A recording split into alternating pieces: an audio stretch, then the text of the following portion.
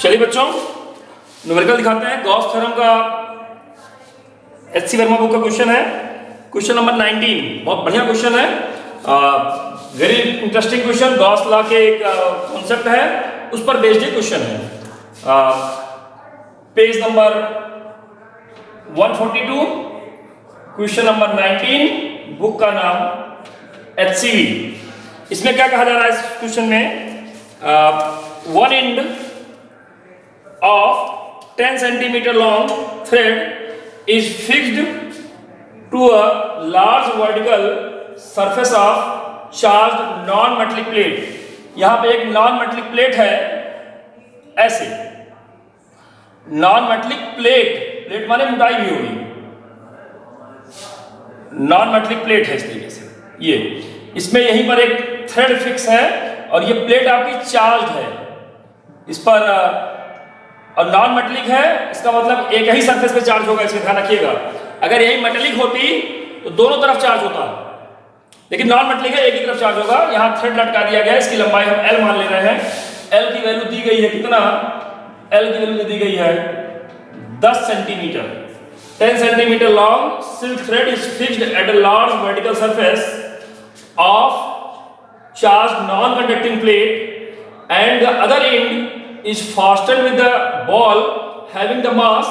ये मास है यहाँ पर एक, जिसका मास दे दिया गया है 10 ग्राम एंड चार्ज, इस पर चार्ज भी है, चार्ज दे दिया गया है 4.0 into 10 to power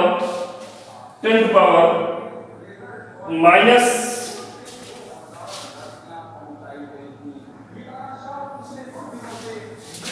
10 to power -6 coulomb ये दिया गया है। And in equilibrium the thread makes an angle, यहां पर जो एंगल बन रहा है this angle theta that is 60 degree with vertical. Find the surface charge density of plate. इस प्लेट की डेंसिटी कितना होगी ये हमको निकालना है। तो आइए जरा देखें, ये पॉजिटिव प्लेट है, इसको रिपेल करेगा, ये चार्ज Q था, इस पर फोर्स QE लगेगा और ये रिपेल हो जाएगा। यहां पर इस पर एक mg लगेगा, ये भी बात आपको समझ में आ रही होगी, और यहां पर एक टेंशन फोर्स लगेगा थ्रेड में T। यहां ये थीटा बन गया है, तो T को भी दो कंपोनेंट में डिवाइड कर लेते हैं हम इस बात को समझने के लिए। ये आ जाएगा, ये थीटा है तो ये भी थीटा है, तो ये आ जाएगा T cos थीटा, इधर जो कंपोनेंट आ जाएगा वो T sin थीटा। तो चलिए, in equilibrium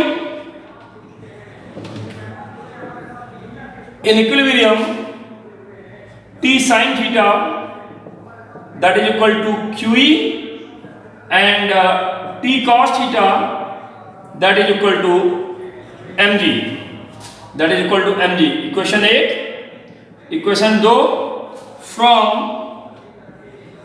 equation 1 and 2 we get, divide करिए, tan theta बराबर क्या आ गया? QE by mg। But non conducting plate के लिए जो E की वैल्यू होती है वो कितना होती है? सिग्मा अपॉन 2 एप्सिलॉन 0, और यही सिग्मा मुझे निकालना है। सरफेस चार्ज डेंसिटी कितना है यही मुझे निकालना है, ध्यान रखिएगा। तो चलिए वैल्यू पुट करें, तो ये क्या आ गया? mg tan theta that is equal to Q sigma upon 2 epsilon 0, ये आ गया। इसको अब थोड़ा सॉल्व किया जाए, इसलिए sigma is equal to 2 epsilon 0 mg tan theta upon Q। अब सारी वैल्यूज यहां पुट करते हैं, फिर गुणा भाग शुरू कर देते हैं। सारी वैल्यूज क्या पुट हो जाएंगी भाई? 2 8.854 इंटू 10 टू पावर -12 m, मास कितना? 10 ग्राम, तो 10 इंटू 10 टू पावर -3, g की वैल्यू 9.8, tan 60 की वैल्यू होती है √3 अपॉन q की वैल्यू दे दी गई है आपको 4 इंटू 10 टू पावर -6। इसको अगर हम लोग सॉल्व करेंगे तो गुणा भाग कितना बाकी रह गया है, और गुणा भाग करके देख लीजिएगा, ये जान लीजिए कि इसमें जो गुणा भाग करेंगे तो इसकी वैल्यू आ जाएगी 7.5 into 10⁻⁻7 coulomb per metre square, coulomb per metre square. यहां पर अगर ऐसी कोई बात मैंने कही हो जो आपको नहीं समझ में आई या कम समझ में आई तो आप दोबारा पूछ लीजिए भाई। इसमें कोई ऐसी बात जो ऐसी नहीं समझ में आई, कौन पूछा था इस क्वेश्चन को? माइक ऑन कीजिए। हाँ सचिन जी, अभी समझ में आया कि अभी नहीं आया? ये आ गया।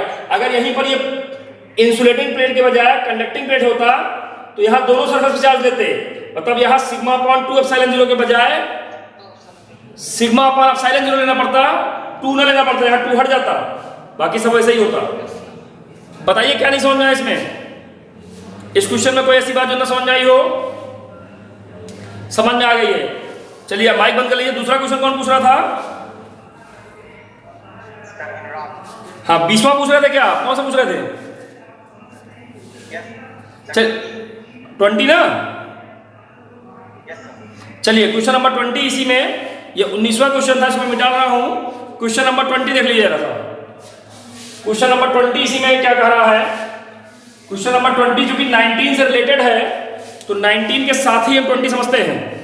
आइए जरा देखें क्वेश्चन नंबर 20 में क्या कह रहा है। Consider the situation of previous problem, find the tension in the string in equilibrium.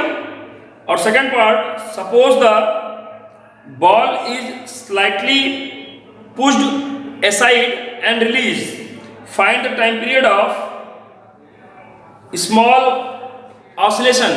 अगर इसको साइड करके थोड़ा छोड़ देंगे तो इस ऑसिलेशन का टाइम पीरियड क्या होगा। पहले आइए टेंशन निकालते हैं और फिर हम बात करते हैं, थोड़ा साइड करके छोड़ा जाएगा तो फिर ऑसिलेशन क्या होगा, इस पर हम बात करते हैं। तो चलिए इसको हम मिटा दे रहे हैं और फिर हम आगे चर्चा करना शुरू करते हैं। इसको मिटा रहे हैं यहां तक का हिस्सा। इसके बाद क्या हो रहा है देखिए जरा, ये कंपोनेंट में जो डिवाइड किए थे इसको हम हटा दे रहे हैं। आइए अब जरा देखिए, ध्यान दें तो यहां पर ये इसको हम दो कंपोनेंट में डिवाइड कर रहे हैं, अलोंग स्ट्रिंग और परपेंडिकुलर टू स्ट्रिंग। तो ये एंगल अगर थीटा है तो ये भी एंगल थीटा हो जाएगा, और ये एंगल अगर थीटा है तो ये भी एंगल थीटा हो जाएगा।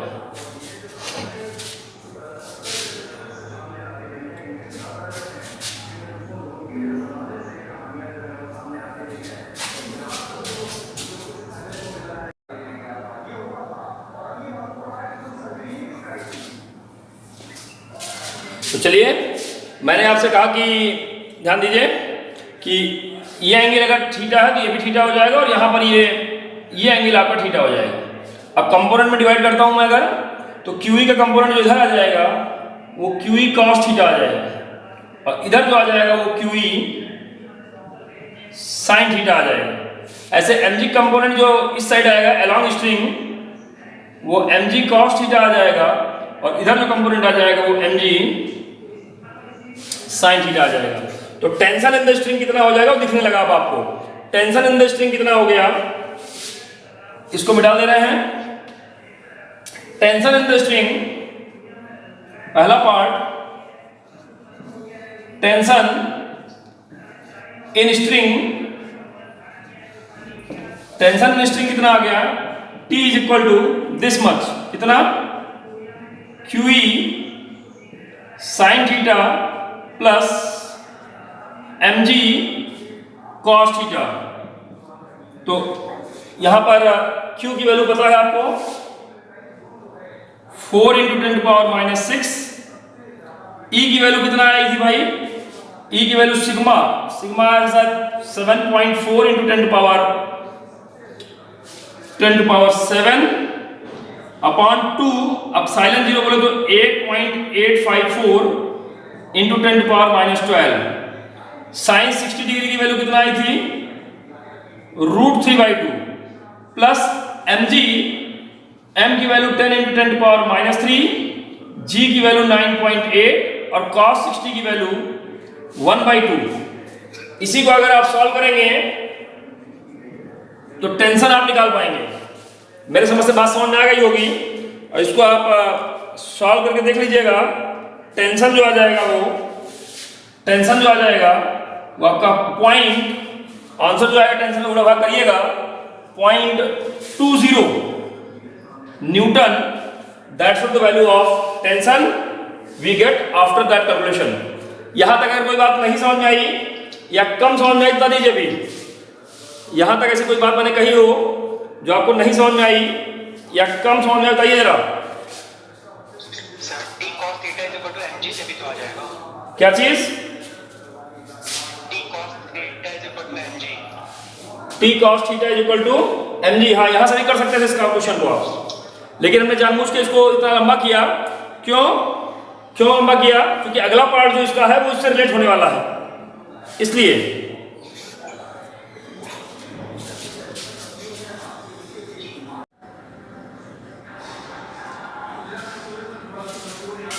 हाँ ध्यान दीजिए, सेकंड पार्ट जो इस क्वेश्चन का है इसमें आपको टाइम पीरियड निकालना है। टाइम पीरियड के लिए फार्मूला जो पेंडुलम होता है वो 2π√L/g होता है। लेकिन यहाँ पर क्योंकि इस बेस के अकॉर्डिंग ये मूव कर रहा है, तो यहाँ पर आपको यहाँ की तरफ जो रिजल्टेंट फोर्स लग रहा होगा mg', इसकी बात करना पड़ेगा। और mg' इन दोनों का रिजल्टेंट होगा, तो क्या होगा ये mg' का स्क्वायर दैट इज 90 डिग्री पे दोनों है, तो दैट इज mg का स्क्वायर प्लस QE का स्क्वायर। तो g' बराबर आ जाएगा √g² प्लस QE/m का स्क्वायर। और अब इस फार्मूले को आप इस फैक्टर में लाएंगे तो आपका t निकलेगा। कैसे निकलेगा? t = 2π√L upon that's the value of g। तो ये आ जाएगा आपका g² प्लस QE/m, इस पूरे की पावर 1/2। इस कॉन्सेप्ट को आपको लेकर हल करना है, तो यहाँ से आप t की वैल्यू कैलकुलेट कर लेंगे। उम्मीद है आपको बात समझ में आ गई होगी कि ये फार्मूला यूज होना है, क्योंकि अलग से कंपोनेंट वाइज ये डिवाइड नहीं हो पाएगा, इस तरीके से इसको सेट करना पड़ेगा। तो ये इस तरह इसको सॉल्व करने पर t की एग्जैक्ट वैल्यू आ जाएगी। गुड लक बच्चों, करिएगा, जहाँ दिक्कत आएगी बताइएगा।